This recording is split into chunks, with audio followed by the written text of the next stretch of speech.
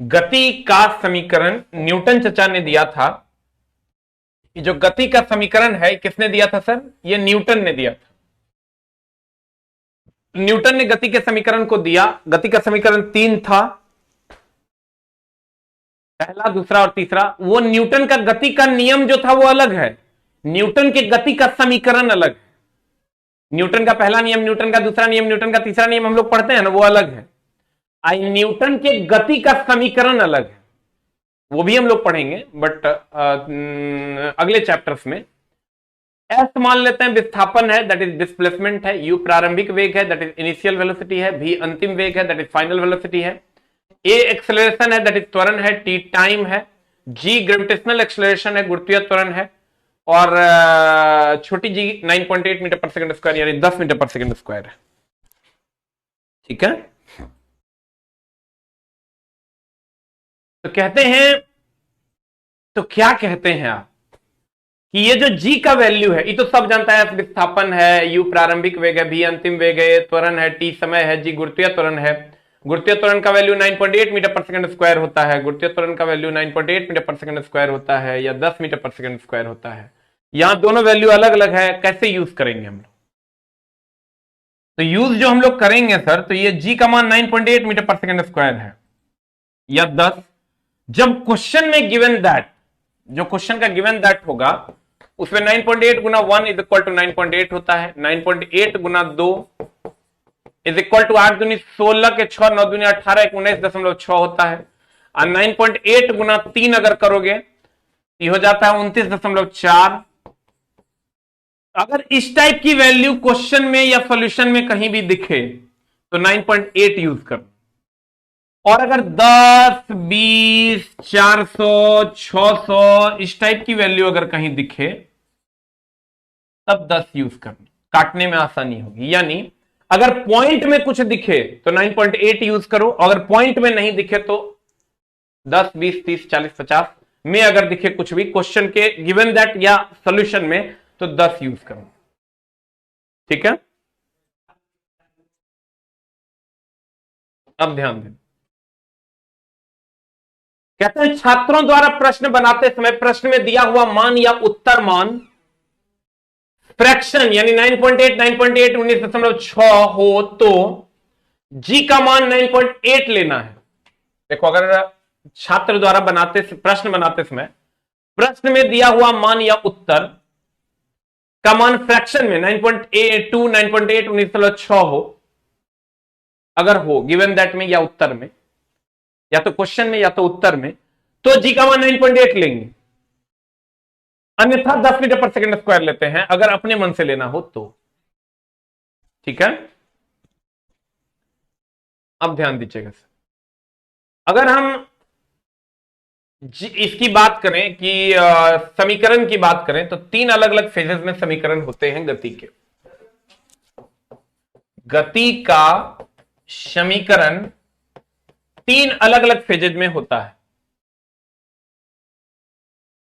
यह है आपका जब क्षैतिज में गति होगी तब, और जब उदग्र में गति होगी तब। ठीक है, अगर क्षैतिज में गति होती है तब जो समीकरण लगता है गति का, वो लगता है, पहला समीकरण है गति का S बराबर V बराबर V is equal to U plus AT। दूसरा समीकरण है S बराबर UT plus half AT square. तीसरा समीकरण है V square is equal to U square plus 2AS।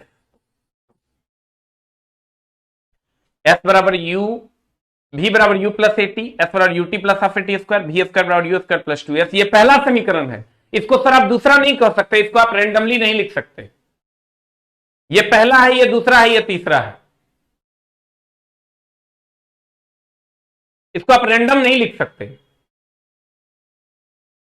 क्यों नहीं लिख सकते? क्योंकि ये फिक्स है कि ये पहला है, क्योंकि ये फिक्स है ये दूसरा है, क्योंकि ये फिक्स है ये तीसरा है।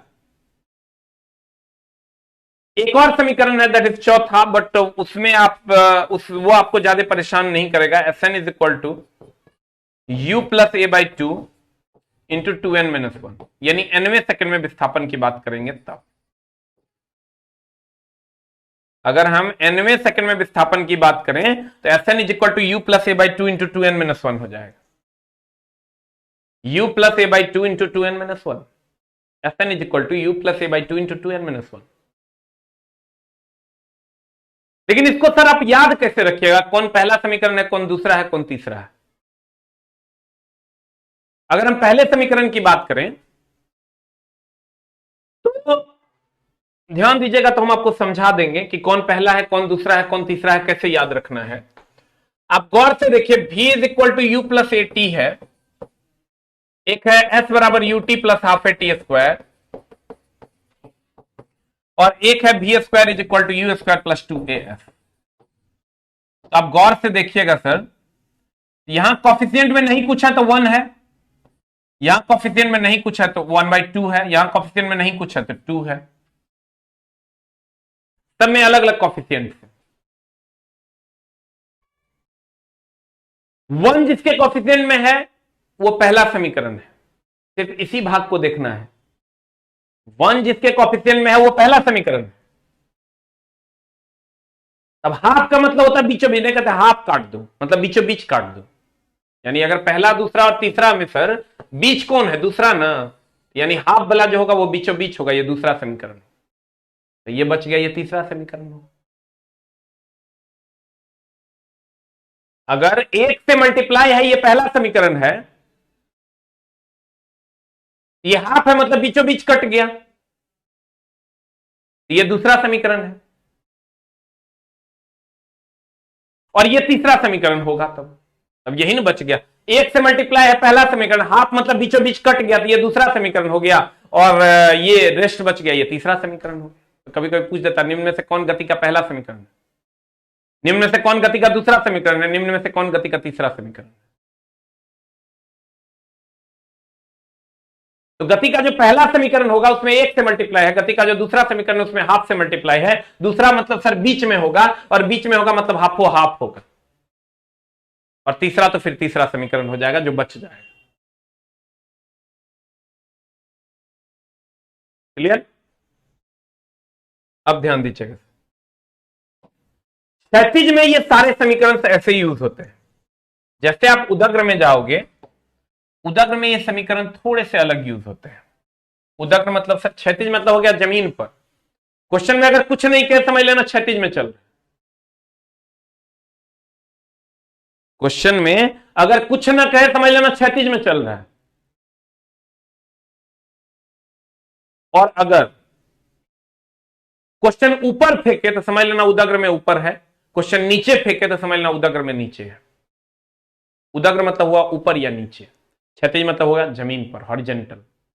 उदग्र बोले तो वर्टिकल, या तो ऊपर या तो नीचे। अगर उदग्र में होगा तो दो कंडीशंस होंगी, एक होगा ऊपर की ओर, मतलब ऐसे बॉडी जाएगा तब, एक होगा नीचे की ओर।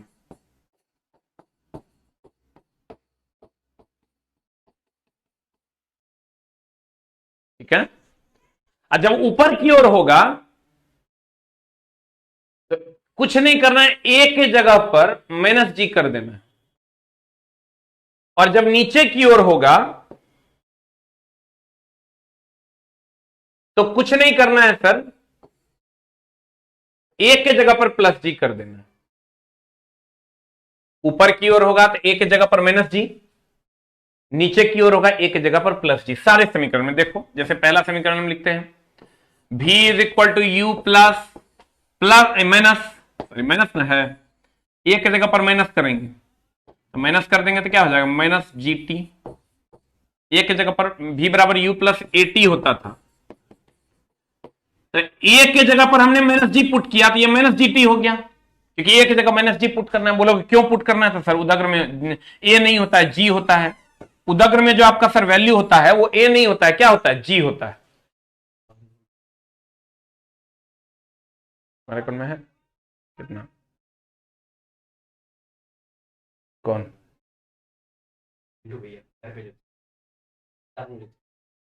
अच्छा देख लो ना, पहले बोलो ना मंगवा लेंगे तो क्या स्थिति में।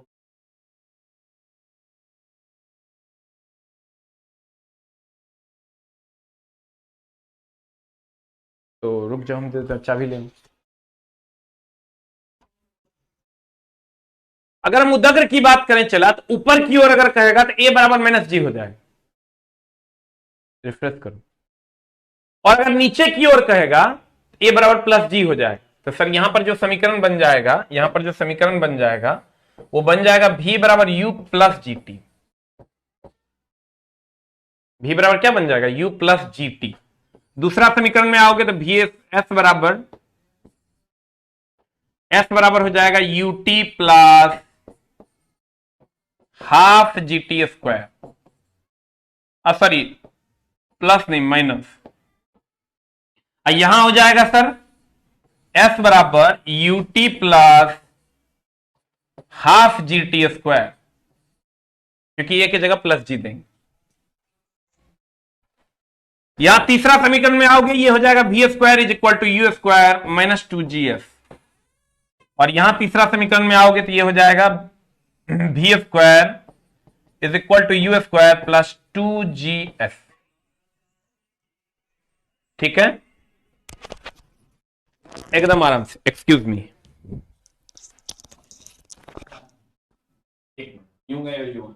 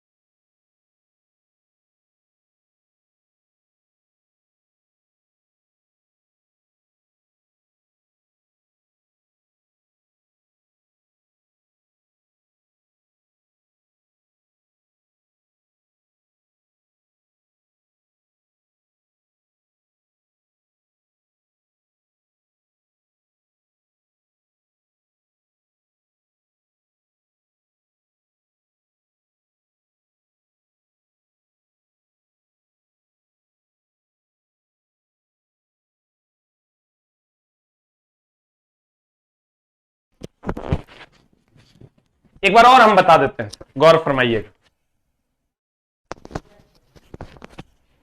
एक बार और बताएंगे, नहीं सर आपको समझ में भी नहीं आएगा। कहते हैं फिर अगर ये वाले समीकरण की बात करोगे एकदम आराम से सर, बी कंफर्टेबल। अगर हम चौथे समीकरण की बात करें तो S N is equal to you plus minus ji by two into two N minus one. और इसके चौथे समीकरण की बात करें तो S N is equal to you plus G by two into two N minus one. यह समीकरण होगा। आप बोलोगे सर नहीं समझे, आपका एकदम अधिकार है सर इस बात पे ये बोलने का, क्योंकि है ही उल्टा चीज। ध्यान से समझिएगा तो हम समझा देंगे।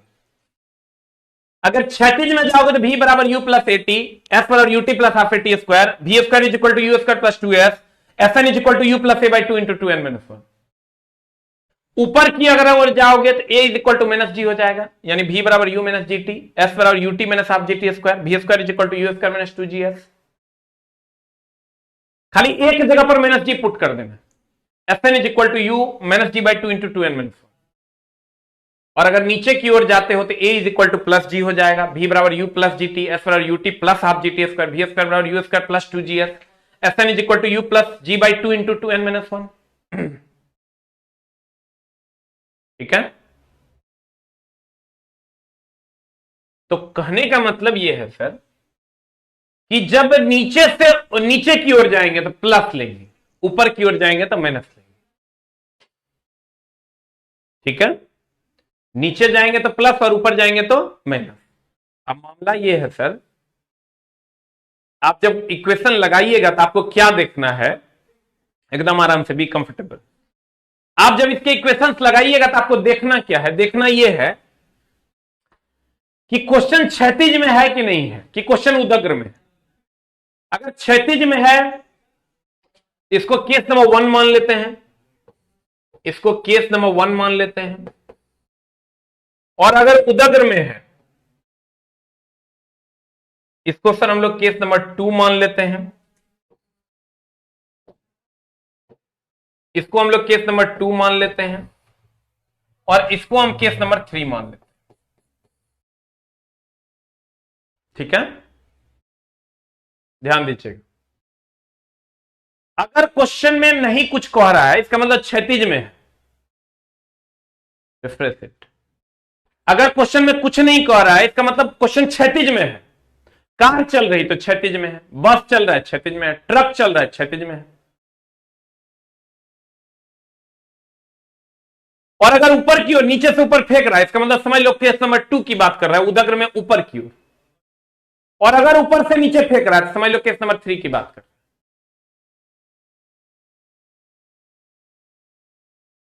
नीचे से ऊपर फेंक रहा है इसका मतलब समझ लो केस नंबर 2 की बात कर रहा है, यानी ऊपर की ओर। अब ऊपर से नीचे कहेगा कि एक पहाड़ की चोटी पर से गिरा दिया गया, समझ लो केस नंबर 3 की बात कर रहा है।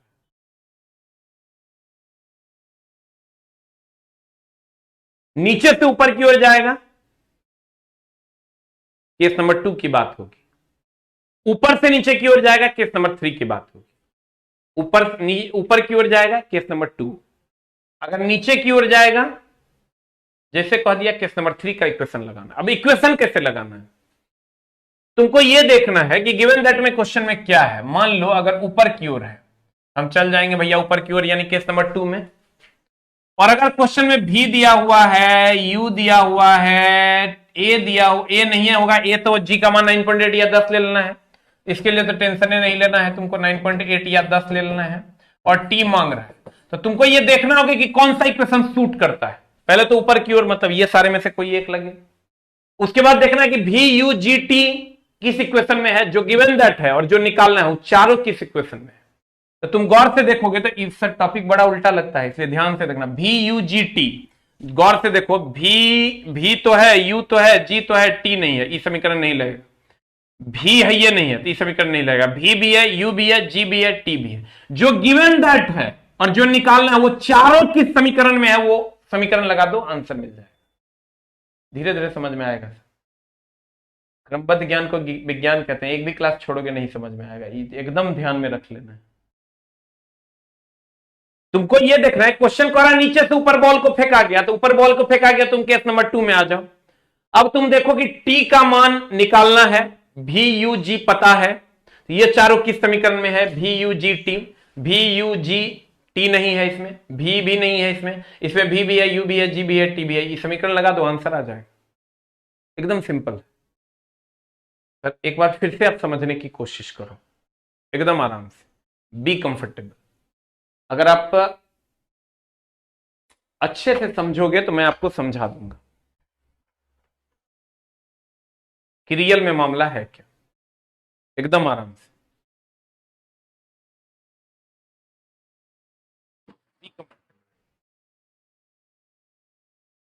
अब अगर आप देखते हो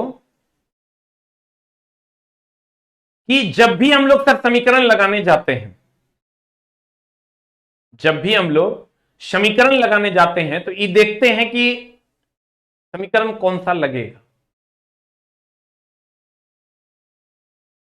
ये कैसे पता चलेगा? अगर क्वेश्चन में कहे कि कार चल रही है, बस चल रही है, ट्रक चल रही है, इसका मतलब समझ लो क्षैतिज में। इसका मतलब समझ लो कहां है, क्षैतिज में। इसका मतलब कहां है सर, क्षैतिज में। अगर क्वेश्चन में कुछ ना कहे तब भी समझ लो क्षैतिज में। क्वेश्चन में अगर कुछ ना कहे तो समझ लो किसमें है, क्षैतिज में। कुछ ना कहे समझ लो किसमें है, क्षैतिज में। और अगर उदग्र की बात करता है क्वेश्चन, तो तुमको क्वेश्चन कह देगा कि नीचे से ऊपर फेंक रहे हैं कि ऊपर से नीचे फेंक रहे हैं, कहां फेंक रहे हैं, ये क्वेश्चन कहेगा। अगर कहेगा ऊपर की ओर फेंक रहे हैं तो समझ लेना कि तुमको ऊपर की ओर में कौन सा समीकरण लगेगा, केस नंबर 2 का सारा समीकरण लगेगा। ऊपर की ओर में जितना भी समीकरण लगेगा सर, सारा का सारा क्या लगेगा, केस नंबर 2 का लगेगा। और जब ये नीचे की ओर कहेगा तो समीकरण तुम्हारा केस नंबर 3 का लग जाएगा। जब ये नीचे की ओर कहेगा समीकरण तुम्हारा हर हाल में केस नंबर 3 लग जाएगा। एकदम ये चीज को तुमको समझ लेना है। क्यों? अब उसमें भी समीकरण में तुमको ई देखना है क्वेश्चन में कि गिवन दैट क्या क्या है। ध्यान से सुनना मेरी बात। ई देखना है कि गिवन दैट क्या क्या है और क्या निकालना है, उसको पहले अलग करो। और अलग करने के बाद जो समीकरण तुम्हारा लगेगा उस समीकरण को लगा दो, you will definitely get the answer. नहीं तो मामला हो जाएगा गड़बड़। इसलिए गड़बड़ हो जाएगा सर कि पहले बच्चा इसमें समीकरण नहीं लगा पाता है कि कौन सा समीकरण लगेगा। बच्चा इसमें समीकरण नहीं लगा पाता है कि कौन सा समीकरण लगेगा। समीकरण नहीं लगा पाएगा तो मामला गड़बड़ हो जाएगा, फिर सर उसका कोई मतलब नहीं है। अगर आप समीकरण नहीं लगा पाते हैं तो फिर सर आपका इक्वेशन बनेगा ही नहीं और जिससे तुम आंसर पा नहीं सकते। इसलिए सर आपको यह प्रॉपरली समझना होगा कि हमको इक्वेशंस कौन सा लगाना है। ठीक है, उदग्र में अगर ऊपर की ओर है कि नीचे की ओर है यह भी आपको समझना होगा। अगर आप नहीं समझ पाइएगा तो आपका क्वेश्चन फिर नहीं बनेगा, एकदम नहीं बन सकता। इसलिए प्यारे बच्चों, आपको हर हाल में इन चीजों को ध्यान में रखते हुए क्वेश्चंस को बनाना होगा कि हमारा समीकरण कौन सा लगेगा। और अगर क्षैतिज है कि उदग्र है, अब उदग्र में भी कौन सा है, ऊपर की ओर है कि नीचे की ओर है। अगर ऊपर की ओर होगा नीचे की ओर होगा तो उसको प्यार से एकदम तुमको जो है ये समझ के कर लेना होगा कि ऊपर की ओर में कौन सा समीकरण लगेगा और नीचे की ओर में कौन सा समीकरण लगेगा। नहीं तो फिर मामला एकदम गड़बड़ हो जाएगा। मामला इसलिए गड़बड़ हो जाएगा सर, बच्चा अधिकतर ये डिसाइड ही नहीं कर पाता है कि कौन सा समीकरण उसको यूज करना है। नहीं तो सर समीकरण जैसे पता चल गया तो क्वेश्चन में गिवन दैट रहता है, आप खट से पुट कीजिए और you will get the answer. जैसे आप गिवन दैट में पुट कीजिएगा you will get the, definitely get the answer. आप कहिएगा सर कैसे, how you will get the answer, तो हम इसके एग्जांपल्स करेंगे। अब हमको आप लोग बताइए कमेंट्स करके कि क्षैतिज और उदग्र में जब भी क्वेश्चन फंसेगा तो हम लोग कैसे निकालेंगे, कैसे उसका सॉल्यूशन होगा। क्षैतिज और उदग्र में जब भी आपका क्वेश्चन फंसेगा तो उसका सॉल्यूशन आप कैसे निकालिएगा, इस चीज को प्रॉपरली आपको समझना होगा। नहीं तो सर मामला एकदम गड़बड़ा जाएगा। ठीक है, पहले तो सर हम एक बार रिवीजन कर देते हैं। चाल, वेग, गति सबका एक बार बढ़िया सुनिएगा, हम सर रिवीजन कर देते हैं। जैसे हम लोगों ने पढ़ा दूरी और विस्थापन, तो दूरी और विस्थापन की अगर बात करोगे सर तो कैसे होगा आपका, कैसे आप सॉल्व करोगे कि क्या दूरी है क्या विस्थापन है। सर सवाल बनाते समय दूरी और विस्थापन का कोई मतलब नहीं है, एक ही दूरी, वही दूरी है, वही विस्थापन है। आपको दूरी कहे विस्थापन कहे आपको ऐसे मान लेना है। आपको दूरी कहे आपको विस्थापन कहे क्या मान लेना है, एस मानना है। क्वेश्चन में दूरी और विस्थापन कुछ भी कहे ना तो क्या मान लेना है सर, एस मान लेना है, ना तो मामला गड़बड़ हो जाएगा। फिर आते हैं चाल और वेग, एक के बात मान के चलना है। चाल और वेग की अगर हम बात करें तो एक ही बात मान के चलना है, वही चाल और वही वेग। सबको यूए से डिनोट करते हैं या वीए से डिनोट करते हैं। ठीक है, अगर आपको कह दे कि एक वस्तु विरामावस्था से चलना शुरू किया तो वेग दो प्रकार का होता है, एक प्रारंभिक वेग होता है, एक अंतिम वेग होता है। एक प्रारंभिक वेग होता है और एक आपका क्या होता है, अंतिम वेग होता है। सर अगर आप आओगे तो आपको दोनों चीज का पता चल जाएगा कि प्रारंभिक वेग क्या है और अंतिम वेग क्या है। दोनों चीजें आपको क्लियर हो जाएगी। जिससे व्यक्ति शुरू करता है वो प्रारंभिक है और जिससे आप खत्म करते हैं वो अंतिम है। तो सर आप अगर प्रॉपरली इस चीज को समझोगे तो आपको प्रारंभिक और अंतिम दोनों समझ में आएगा। जिससे शुरू किए वो प्रारंभिक, जिसपे खत्म हुआ वो अंतिम। ठीक है, आपको हर हाल में ये चीजें समझ में आनी चाहिए। और वेग में परिवर्तन की दर को क्या कहते हैं, त्वरण कहते हैं। वेग में परिवर्तन की दर को क्या कहते हैं सर, त्वरण कहते हैं। ये आपको समझ में आना चाहिए, नहीं तो मामला हो जाएगा सर गड़बड़। वेग में परिवर्तन की दर को क्या कहते हैं सर, एकदम त्वरण कहते हैं। ये आपको समझ में आ जाना चाहिए। त्वरण अगर बढ़ता वेग है तो त्वरण, और अगर घटता वेग है तो कहेंगे मंदन। बढ़ता वेग है तो कहेंगे त्वरण, और अगर घटता वेग है तो क्या कहेंगे, मंदन। मंदन को ऋणात्मक चिन्ह द्वारा प्रयोग नहीं करते हैं, मंदन की अगर हम बात करें तो ऋणात्मक चिन्ह के द्वारा मंदन को नहीं दर्शाते हैं। क्यों नहीं दर्शाते हैं? नहीं दर्शाते हैं भैया, ये रूल है। जैसे हम लोग मिर्च को मिर्चे कहते हैं, अब तुम कहोगे कि हम उसको आम कहेंगे तो नहीं होगा। मिर्च को आपको हर हाल में मिर्च कहना होगा, आम आप नहीं कह सकते हैं। दूसरा कि खट्टा है तो खट्टे कहेंगे। त्वरण बढ़ता वेग होगा तो त्वरण होगा, और घटता वेग होगा तो क्या होगा? मंदन होगा। बढ़ता वेग होगा तो क्या होगा? त्वरण। और घटता वेग होगा तो क्या होगा? मंदन। बढ़ता वेग होगा तो क्या होगा? त्वरण। और घटता वेग होगा तो क्या होगा सर? मंदन होगा। इस चीजों को आपको गौर से समझना होगा, इन चीजों को आपको सीखना होगा। अगर आप नहीं सीखते हैं तो फिर आपका क्वेश्चन आपका लड़ेगा नहीं, मामला गड़बड़ हो जाएगा और क्वेश्चन ही नहीं आपका बनेगा। अब गति के समीकरण में आते हैं सर, जकरा में एक से मल्टीप्लाई v बराबर यू प्लस ए टी, वो आपका पहला समीकरण है। वो आपका पहला समीकरण है जिसमें v बराबर यू प्लस ए टी से मल्टीप्लाई है, वो आपका पहला समीकरण है। और जिसमें सर आपका हाफ से मल्टीप्लाई है, वो आपका दूसरा समीकरण है। और जिसमें आपका सर 2 से मल्टीप्लाई है, वो आपका तीसरा समीकरण है। इस पर भी बहुत सारे सवाल आपको बनेंगे।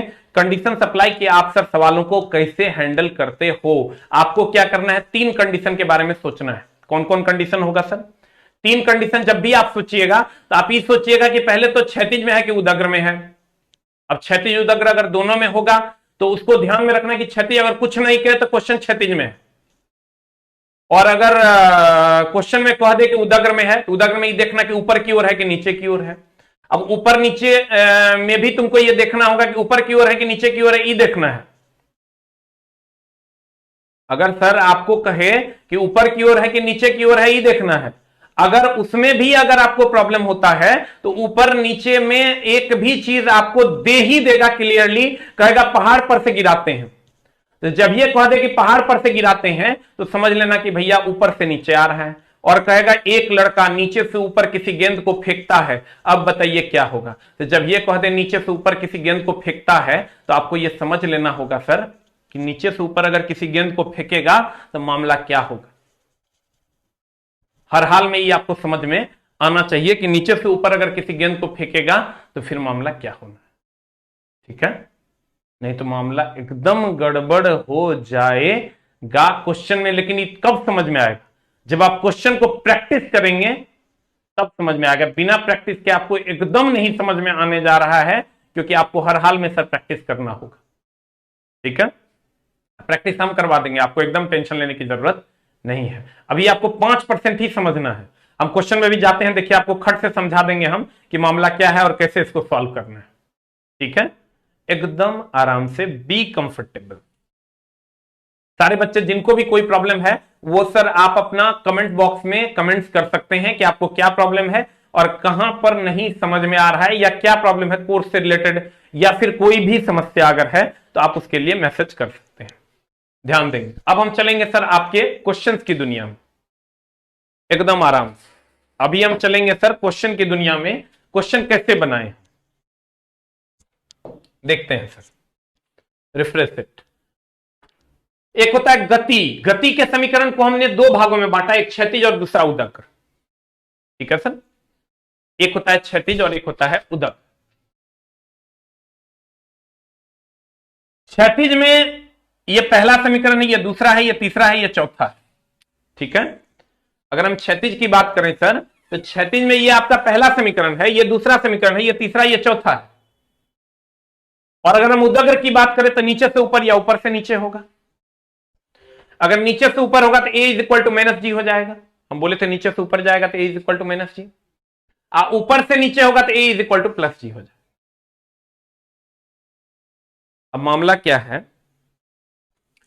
ये तो सारा प्लस में है, जब ये नीचे से ऊपर की ओर जाएगा सबके जगह माइनस जी माइनस जी माइनस जी माइनस जी आ जाए, और जब ये ऊपर से नीचे आएगा सबके जगह पर प्लस जी प्लस जी प्लस जी आ जाए। ठीक है, क्लियर? लेकिन अभी भी क्लियर नहीं हुआ होगा, क्योंकि सर ये समीकरण जो है आपको समझना होगा कि सवाल में, अब देखो कौन समीकरण क्या बताता है ये पूछता है, धीरे धीरे चला, मामला गड़बड़ हो जाएगा नहीं।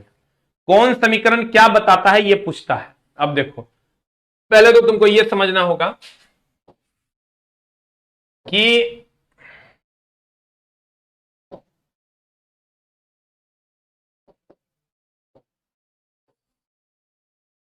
पहले आपको यह समझना होगा कि कौन पहला है, कौन दूसरा है, कौन तीसरा है। ये तो आपको ऑलरेडी हमने बता दिया है कि ये आपका पहला समीकरण है, ये आपका दूसरा समीकरण है, ये फिक्स है, और ये आपका तीसरा समीकरण। आप उल्टा पुल्टा नहीं कर सकते।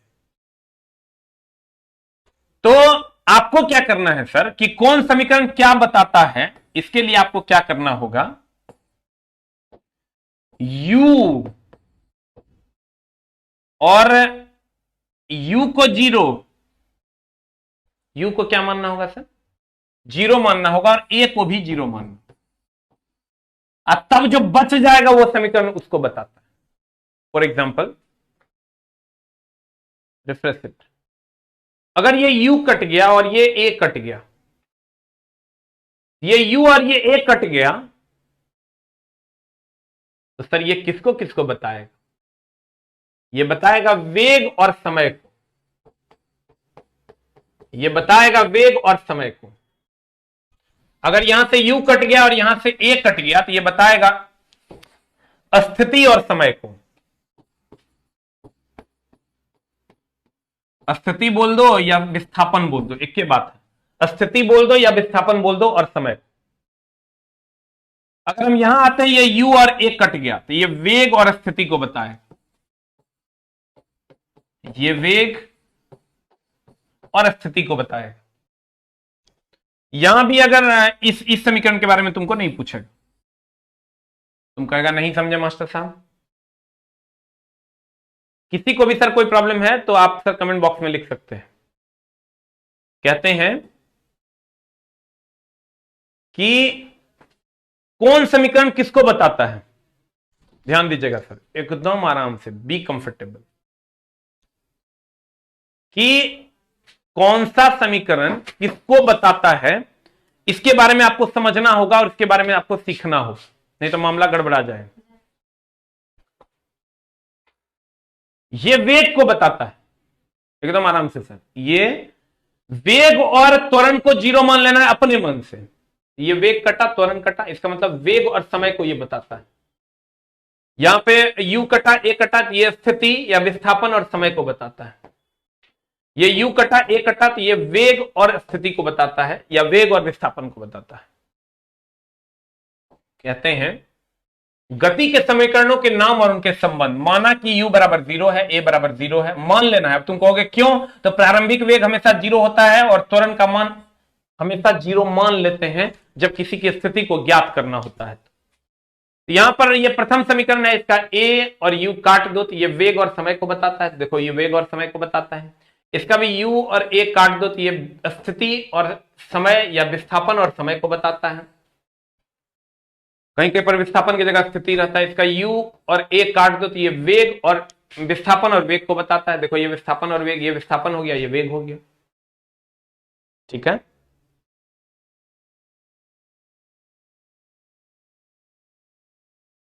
गौर फरमाइएगा।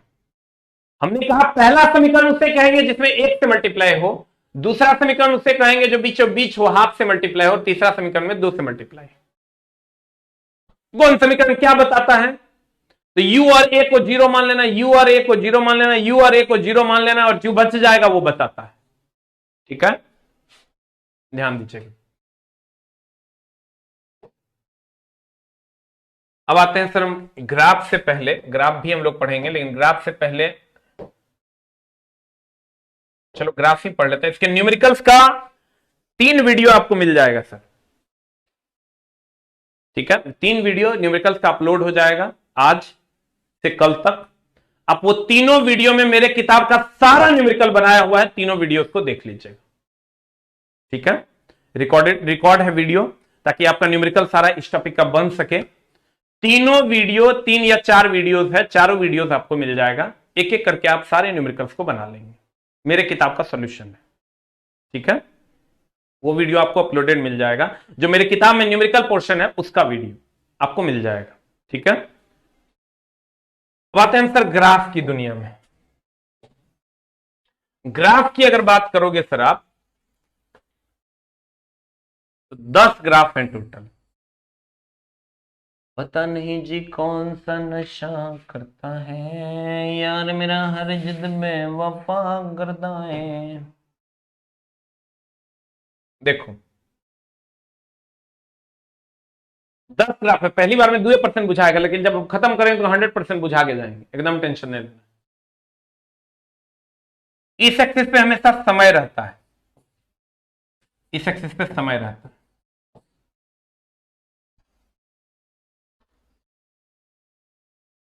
यहां पर विस्थापन रहेगा,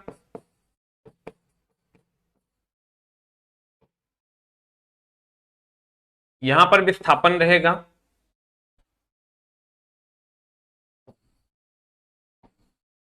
थोड़ा सा नीचे लिखते हैं, यहां आपका समय रहेगा इस एक्सिस पे,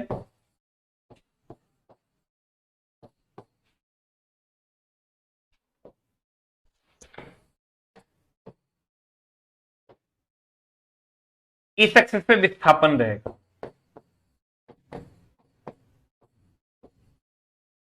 ये समय है, इस एक्सिस पे वेग रहेगा। तो ध्यान दीजिएगा, अगर विस्थापन और समय की बात करें, इसमें भी 5 ग्राफ,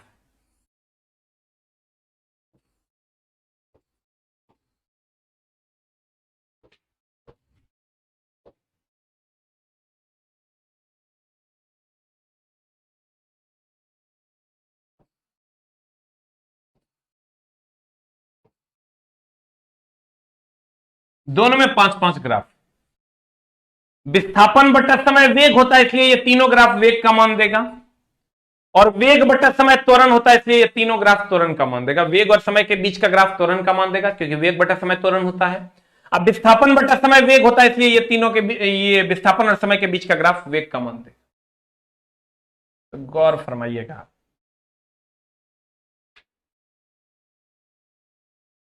अगर हम बात करें सर इस ग्राफ की, तो विस्थापन और समय तो ये सीधे है, ये कोऑर्डिनेट पे अगर हम आते हैं सर, बी कंफर्टेबल, पहली बार में 2% बुझाएगा, धीरे धीरे समझ में आएगा। ये 1, ये 2, ये 3, ये 4,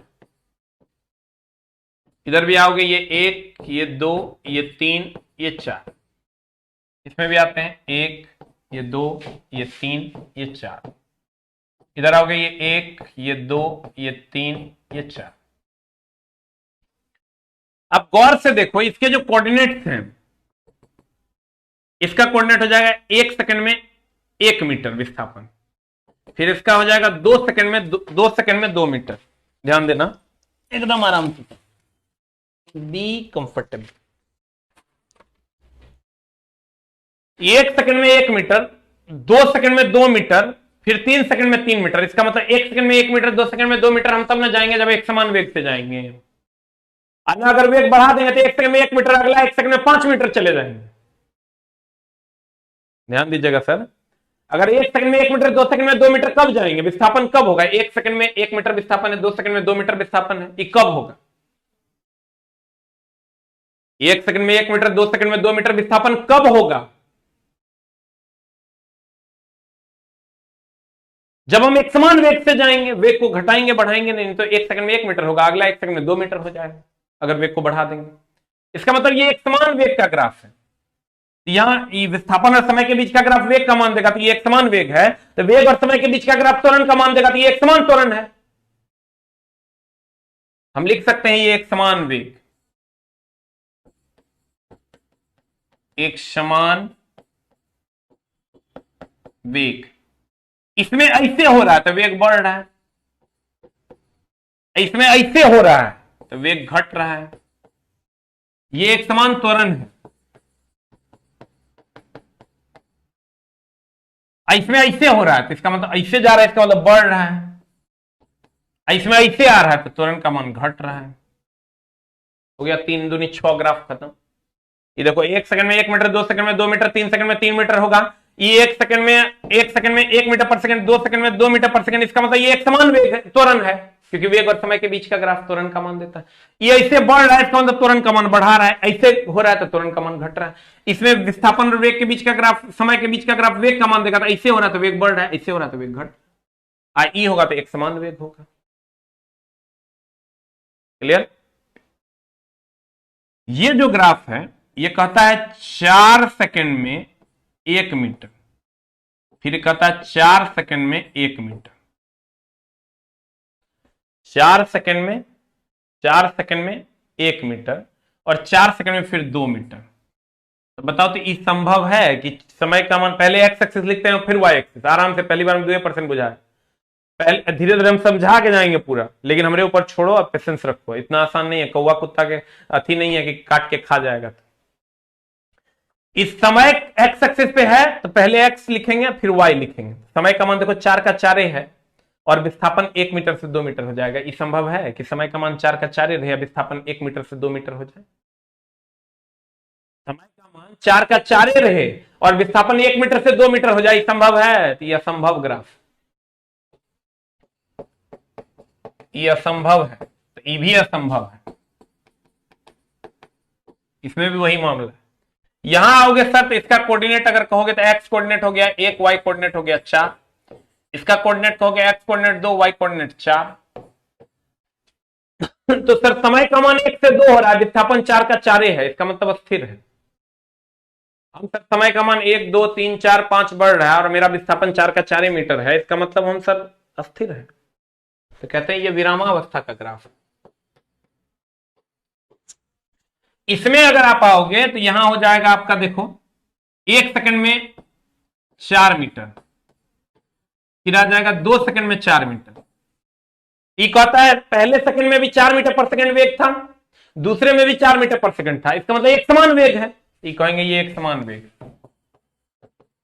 रुक जा ओ दिल दीवाने, फिर से समझो, काई किचिर हुआ है लेकिन फिर समझा। ये कहता है विस्थापन और समय के बीच का ग्राफ, ये एक समान, ये वेग, तीनों ग्राफ वेग का मान देखा तो ये एक समान वेग है, इसका मतलब इसमें वेग बढ़ेगा क्योंकि इसमें विस्थापन का मान बढ़ रहा है। विस्थापन का मान कब बढ़ेगा? जब वेग को बढ़ा देंगे, अपने विस्थापित अधिक होंगे।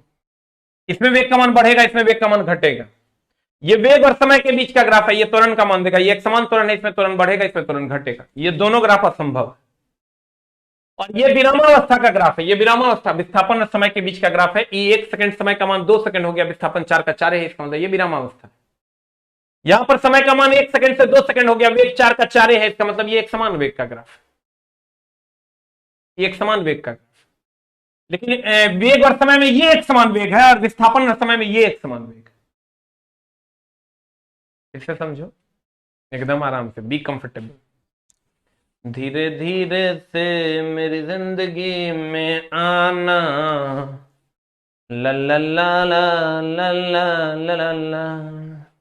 कहते हैं विस्थापन और समय के बीच का ग्राफ वेग का मान देगा, वेग और समय के बीच का ग्राफ त्वरण का मान देगा। तो अगर ये एक समान वेग है तो ये एक समान त्वरण है, ये इसमें बढ़ता त्वरण है, इसमें घटता त्वरण है, इसमें भी बढ़ता वेग है, इसमें घटता वेग है, ये दोनों असंभव है।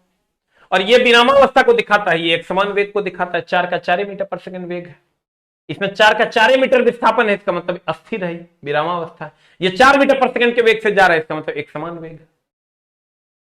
क्लियर? अब आइए सर यहां ग्राफ,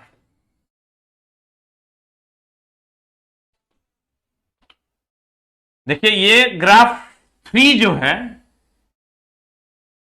विस्थापन और समय के बीच का ग्राफ है, ये एक समान वेग को बताएगा। देखो ग्राफ 3 वेग एक समान है, इसमें ऐसे हो रहा है तो वेग बढ़ रहा होगा, तो 1 नंबर देखो वेग बढ़, ऐसे हो रहा है तो वेग घट रहा होगा, देखो वेग घट रहा है, घटता वेग। ये जो ग्राफ है 5 नंबर ये असंभव है, और ये जो 4 नंबर है ये विरामावस्था है। फिर सेम दूसरे में भी है, वेग और समय के बीच का ग्राफ है, ये एक समान त्वरण का ग्राफ है, देखो 3 नंबर। 1 नंबर ऐसे है तो त्वरण का मान बढ़ेगा, 2 नंबर ऐसे है तो त्वरण का मान घटेगा, 5 नंबर असंभव ग्राफ है, और 4 नंबर की बात करोगे तो ये एक समान वेग है। यही ना रे हो राजा,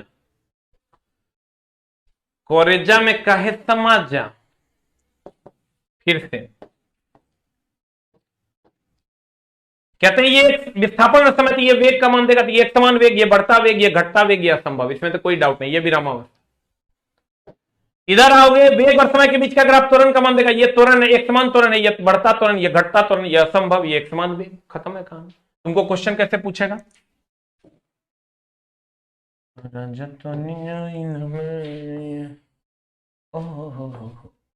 ये वेग दे देगा, ये समय दे देगा, और ऐसा ग्राफ दे देगा। बताओ ये किसका ग्राफ है? तो वेग और समय के बीच ये एक समान त्वरण का ग्राफ है, खत्म है कहानी।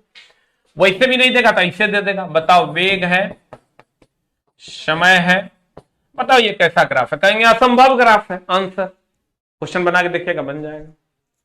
ठीक है सर, कहने का मतलब ये हुआ कि गति का पहला समीकरण, दूसरा समीकरण और तीसरा समीकरण फिक्स है। ये पहला है, ये दूसरा है, ये तीसरा है। कौन क्या बताता है उसके लिए u और a को काट देना है, जो बच जाएगा ये वेग और समय को बताएगा। यहाँ u और a कट गया, ये विस्थापन और समय को बताएगा। यहाँ u और a कट गया तो ये वेग और विस्थापन को बताएगा। अब कौन समीकरण कैसे लगना है, इसके लिए हम 4 न्यूमेरिकल का वीडियो सर अपलोड करेंगे। आज से कल तक में अपलोड हो जाएगा। आप उसको बैठ के और सारे न्यूमेरिकल्स मेरे बुक का जरूर सॉल्व कीजिएगा। 20 से 25 नंबर का सर साइंस रहेगा आपका ग्रुप डी में, और बिहार पुलिस में भी आपका साइंस रहेगा भयानक तरीके से। इसलिए सर खूब मन लगा के पढ़िए। एक एक नंबर का वो इंपॉर्टेंट है। जब 0.02 से रिजल्ट नहीं होता है ना, तब पता चलता है कि सर रिजल्ट और नंबर और एक क्वेश्चन का क्या वैल्यू है। नमस्कार, मिलते हैं हम लोग मंडे की क्लास। मंडे टू फ्राइडे आपका ये क्लास है।